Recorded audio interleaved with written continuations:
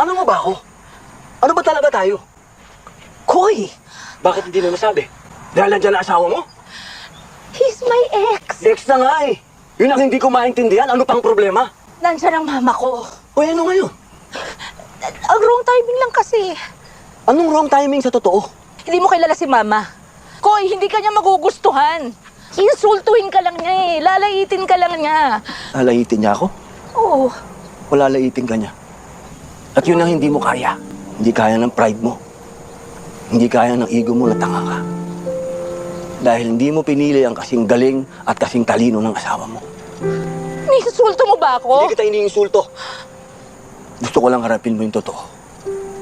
Huwag ka na magtago sa likod ng nanay mo. Hindi ka na 15. Hindi ka na 25. What does that mean? Na kaya hindi mo ko kayang ipaglaban sa nanay mo kasi parehas. Nang sinasabi niya, yung sinasabi ng puso mo at ng utak mo.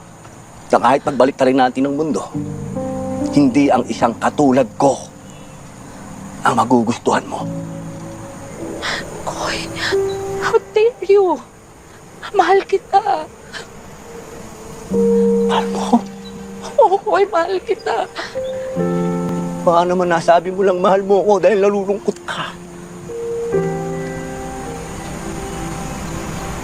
Mahal na mahal kita. Sobra. Matagal na.